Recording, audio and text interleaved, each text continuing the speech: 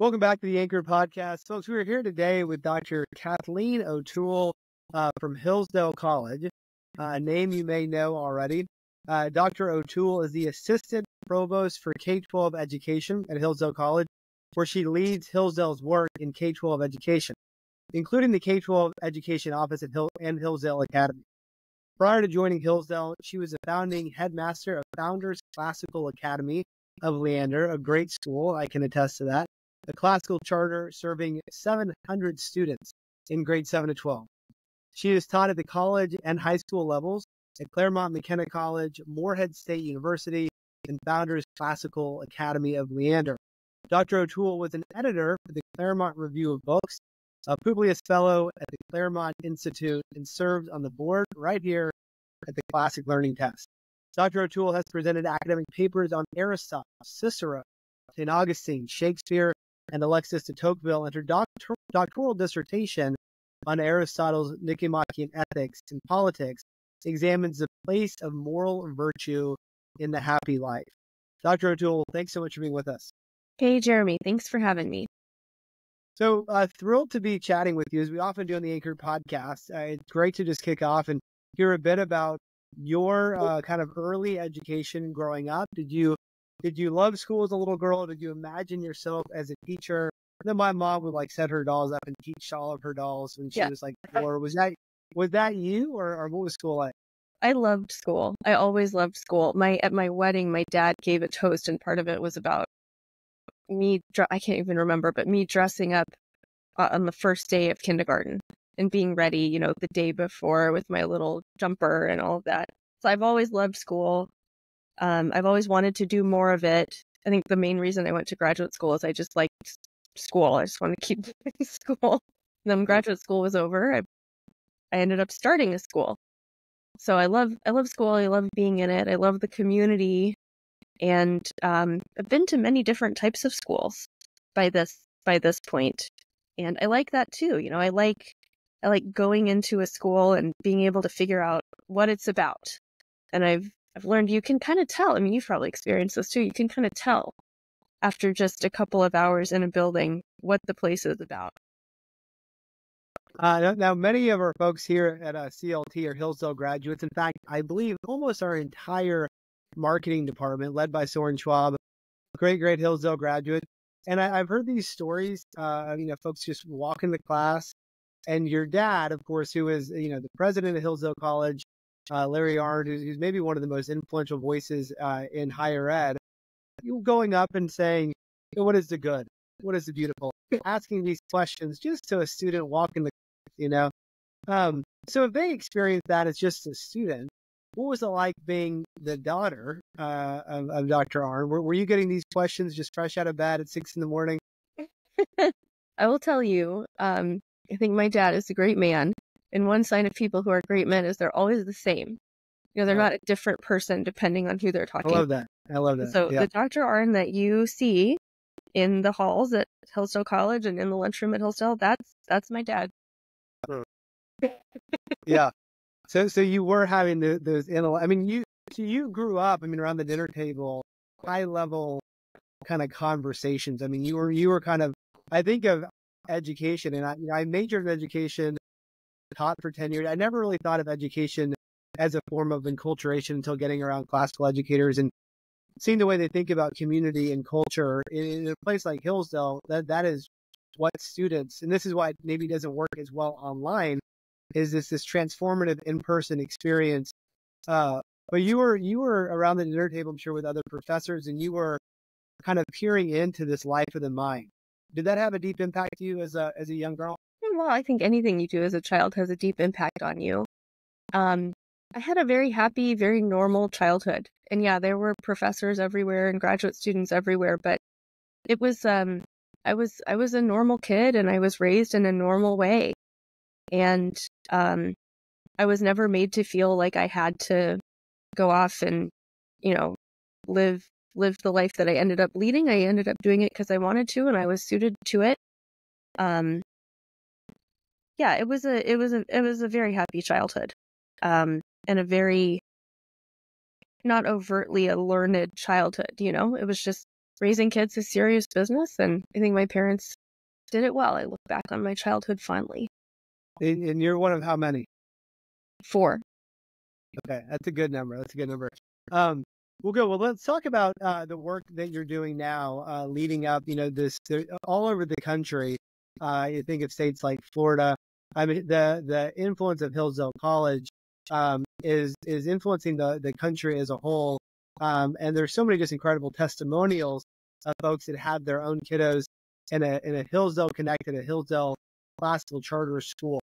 I've toured some of these schools, and I've met a lot of the folks along the journey. You've been doing this work now for a number of years. So I'm wondering if you could, maybe folks who are not familiar with this at all, maybe haven't heard of this concept. Well, what does it mean for a college, Hillsdale or any college, to be involved in a K-12 space? How and why did Hillsdale get into this in the first place? Well, Hillsdale's been involved in K through 12 education for a long time, for 30-something years now. We trace it back to the beginning of Hillsdale Academy, which is a private school here in town. It was founded by the former president of the college before Dr. Arnn came to the helm. And it was intended to do 2 things. It was intended to serve as a model for schools across the country, but also provide local people here, not just faculty and staff of the college, but the community with a quality educational option. So Hillsdale Academy was founded in 1990, and very quickly it garnered kind of a nationwide following of private Christian schools, mostly, that used its curriculum. And the curriculum was provided just for the cost of printing, and many people came and toured Hillsdale Academy and then went back and started their own schools.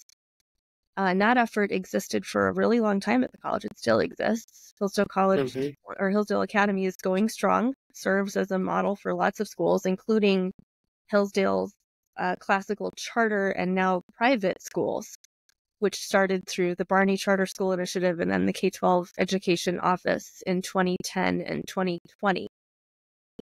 And so we've always felt a responsibility to teach, and we know that when you teach by precept and example. So it's good to tell, but also good to show. And Hillsdale Academy has been a place where people could come to see what an excellent classical school looks like. And Hillsdale Academy is a Christian school, is that right? That's right. Yeah. Okay. And are they a member school of ACCS or SCL or one of the kind of the umbrella organizations? They do some things with SCL at the Academy. We're friendly with SCL. Yeah. And that, the Academy pre-exists a lot of those membership organizations. And so, I was thinking about that. I mean, just kind of the maybe 83, the Logos school, but there weren't many in 1990 of Christian schools that were talking about the great books and were kind of using the language of classical. So Hillsdale Academy became kind of a model school. People are looking at this and they're saying, "Hey, we want something like this." And then from that, it kind of got more formalized.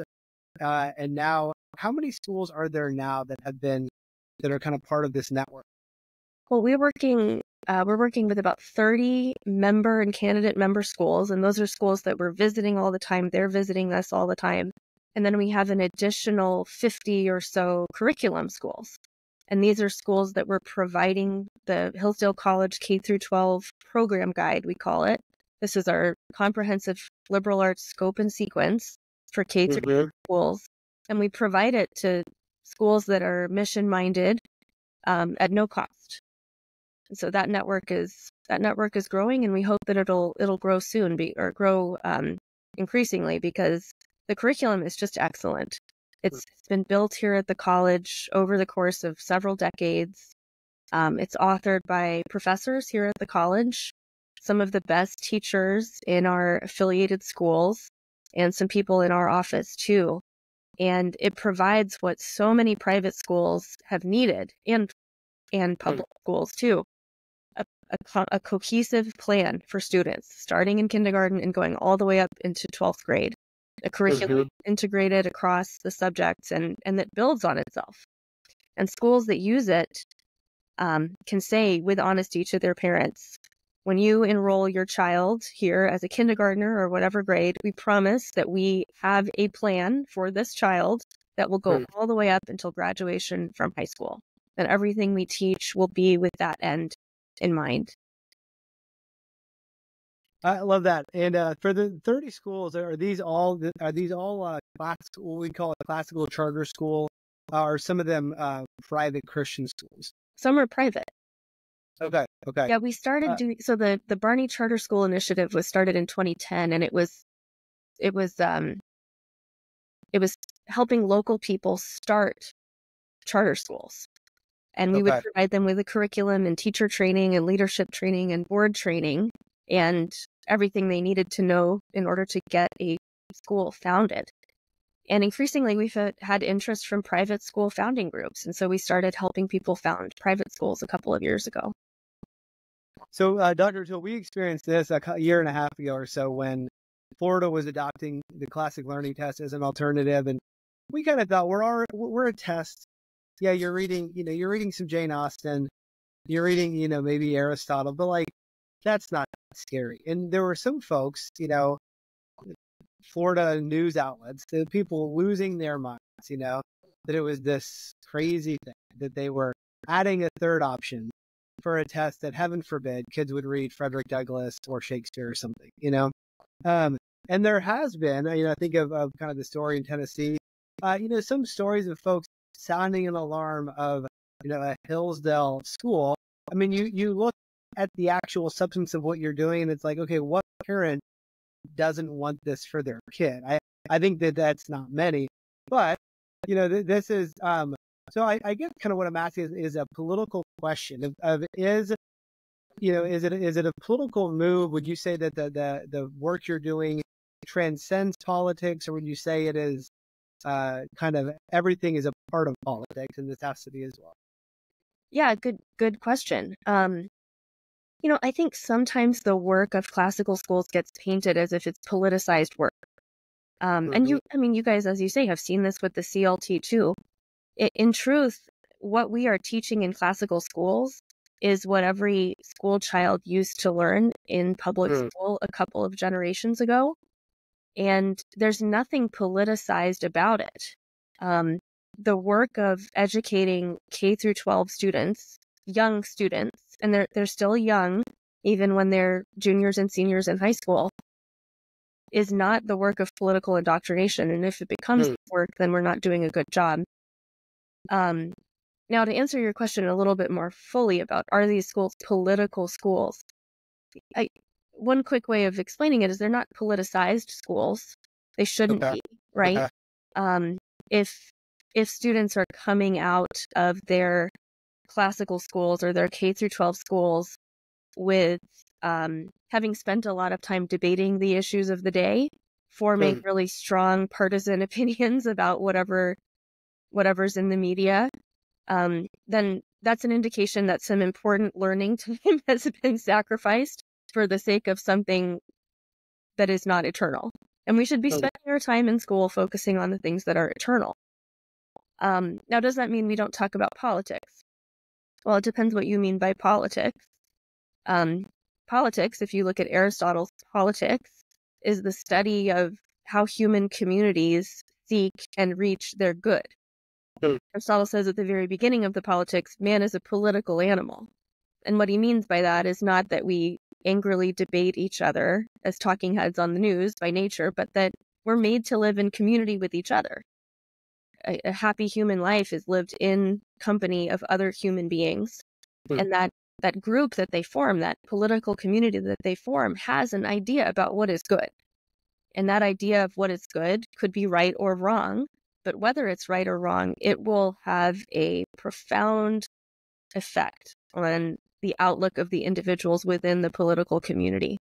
And so we should be contributing to strong political communities as individuals for the sake of ourselves and for the sake of the people who are around us.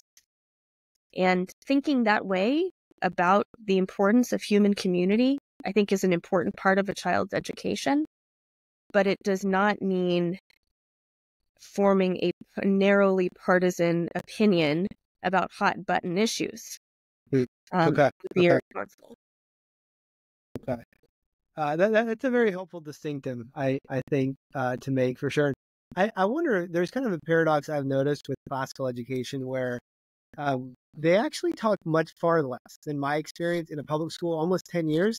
We would debate, typical contemporary hot button issues, and they would just come up a lot. And I think there's almost this paradox with classical ed where like they actually can have more insight of the current because they're not always in it, you know?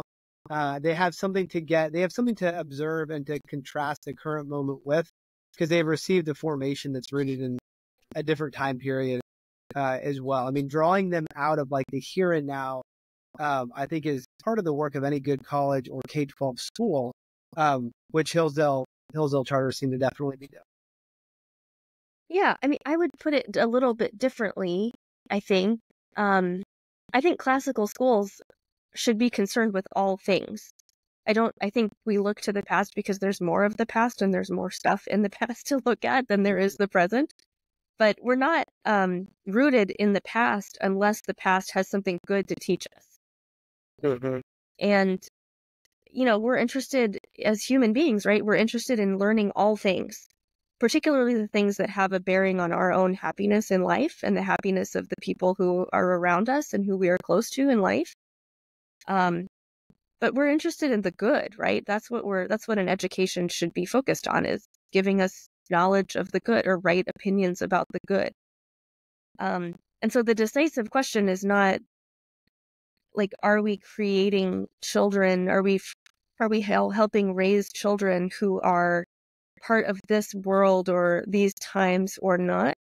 The decisive question is, are we raising children who will be thoughtful students of the good? Yeah. And there is good, right, in present times.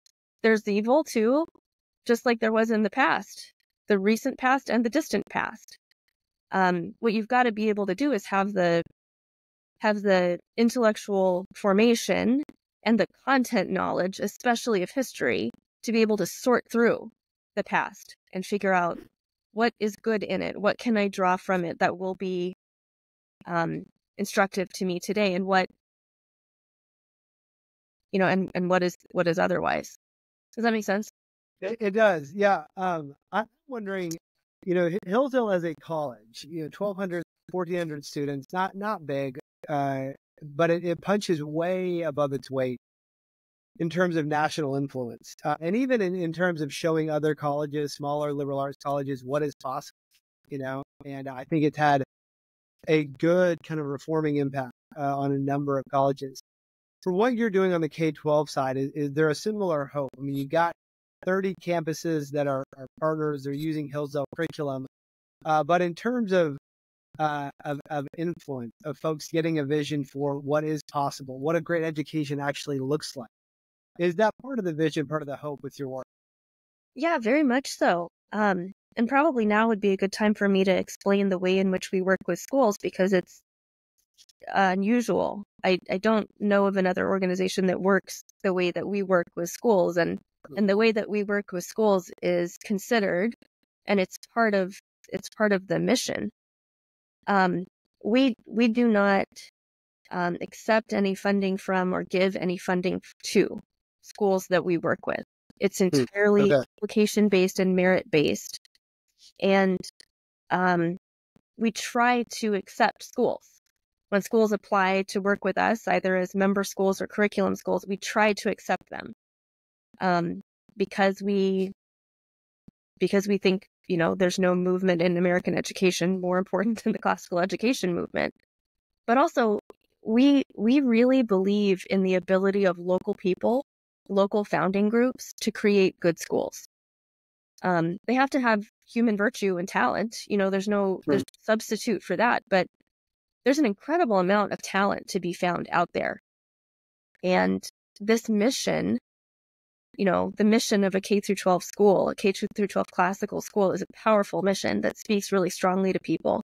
And so if people are hearing the call of the mission and have the talent to start an excellent school, we should help them do that. And we think they will do a good job on the local particulars. if they are the right kind of founding group, and they will do a better job on the particulars than we would here from Hillsdale, Michigan. Okay. You were asking me before we started the call, how similar are the Hillsdale schools? Yeah. And Yeah. they're really different from each other because they're Oh, in Orange County, California, New Mexico, Northern Florida, Southern Florida, Georgia, the Midwest, and they kind of take on the local character of the places in which they're located.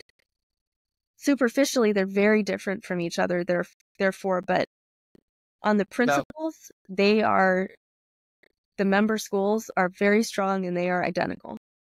So I wanted to ask you about this. One of the classes I will never forget at Louisiana State. I had to take two. I had to take one, just Louisiana history. You're not taking that at every other university, of course, and one, just Louisiana politics. And in hindsight, I really love that I got to take those classes, and it was focused on kind of the local particulars. It would have just been unique. We got to go into Huey Long and all of this great stuff. And I think it's one of the concerns I've had as we think about the influence of the Department of Education and kind of this uniformity. I mean, you're in a very different place and context if you're in a place like, Orange County, California, where I heard there were like 3,000 apps in the first couple of weeks of that school. The demand just absolutely insane. The waiting list for Orange County Classical Academy is out of control. It's regularly over 1,000 children to get into that school. That's incredible. It's incredible. But so where do you draw that line though, in terms of, Hillsdale's got the name, Hillsdale's got kind of the name. And so I think a lot of schools that want, like, you're a Hillsdale connected classical charter. But where is the line in terms of where, Hillsdale can kind of be, prescriptive, or this is what a Hillsdale curriculum looks like, and then kind of autonomy at the local level? Well, they apply to work with us. And in an application, we're looking for two things: willing and able. They've got to be ready to do it. They've got to understand what the mission is, in a kind of a deep way. And then they've got to be able to found a classical school. And anyone who started a classical school, charter or private, will tell you it's an incredible amount of work. And over many, many years, unpaid. And if you're doing it properly, you don't really get any glory or honor from doing it. And so when people come to us and they know that, or they're receptive to that, that's a very positive thing. That means they can probably do this, right? If they're able to, devote the time and devote the energy. And I will say, we have never advertised Hillsdale, the opportunity to found a Hillsdale member school or apply for the Hillsdale curriculum. Okay. And we've never had to. I mean, applications just keep going up and up and up because people adore this mission, and they are willing to do an incredible amount of sacrificial work to bring it to their community. Mm-hmm. I love that. And then what is the dream? I mean, 5 years, 10 years, 20 years out from now, what are your hopes, or what are some of the goals for your work? Well, I think our member schools are really excellent places. I think they will continue to demonstrate their excellence. When we work with a new school, it usually starts kindergarten through 6th grade. So it takes some time for these schools to develop. There's no such thing as, putting your Zeus lightning bolt in a specific place and having an excellent K-12 classical school pop up right away. And so we help these places get founded, and we help make sure that they're getting founded on the right principles, and that they have the right board governance set up. They have the right person at the helm, because the choice of headmaster or principal is like the choice for the school. And then we do all of the teacher training. We provide the curriculum. We visit the school many, many times over the course of its early years. And then they come here to Hillsdale all the time too. We train their boards. We train their leaders. We have a massive summer conference that fills up the entire Hillsdale College campus as soon as the students go home. And part of my job, I'm lucky now, part of my job is just figuring out where the bottlenecks are and removing the bottlenecks. And so we think that we're in a position to grow especially in the curriculum schools. We want the member schools that we work with to be really excellent, and we want to be able to devote our attention to them to make sure that they have the support they need to grow well. But there's no reason that the curriculum school program can't get much bigger. So I wonder if we could talk for a few minutes about just kind of where we're at in this moment of kind of the growth of classical ed nationwide. I think we probably met back in 2017, maybe 2018, around that time. I think back then, most folks, that I would meet at, just on a typical college campus, or just family friends, like most people hadn't heard of classical education, even in 2017. And I feel like now everybody's heard of classical education. Everybody's got some picture of it. It's, very different. And I think about the work that y'all have been doing now for 30 years. You're in a different moment now where folks do have some conception of kind of what this looks like. Are we at a turning point? I mean, is classical ed, are you hopeful classical ed is going to once again be kind of the new normal in American education? How far away are we from that? Well, I certainly hope for that, because it is normal. Like, regardless of how people think of it, it is normal education. There's nothing rarefied about it. There's nothing specific about it. It's just solid foundational learning in the liberal arts and sciences. And it's treating kids as if they're going to grow up to be good people or not good people, and helping them become good people so that they can be happy. And it's very common sense. One thing I say frequently is that we didn't invent anything about classical education at Hillsdale College. We're just reminding people of what they already know about it. And so I think if we think of the classical education movement that way, the hopes for it are pretty much boundless. I think we're getting to a point in the conversation among classical educators where we're figuring out what are the things that we agree on, what are the things that we disagree on. There are conversations about the canon, there are conversations about the curriculum, conversations about whether classical education can happen properly in a secular setting. And I think we should have those conversations, and I think that if we have them in good faith and try to learn from them, it will make the movement stronger. I think if we don't have conversations, we're in danger of sort of separating out into different camps that are pretty ineffective compared to how effective we could be if we were pulling in the same direction and having the talks that we need to have. Have you been on campus? And if our listeners could tour a couple of these schools, just to get an idea for what these schools are like, are there any that you could recommend? Hillsdale member schools? Yeah. I would go to Seven Oaks Classical School in Ellettsville, Indiana. That is a beautiful place, led by Dr. Stephen Shipp, who's been there since the beginning. Dr. Shipp will be embarrassed to hear me praise him, but he's truly excellent and kind of unassuming about it, which is impressive.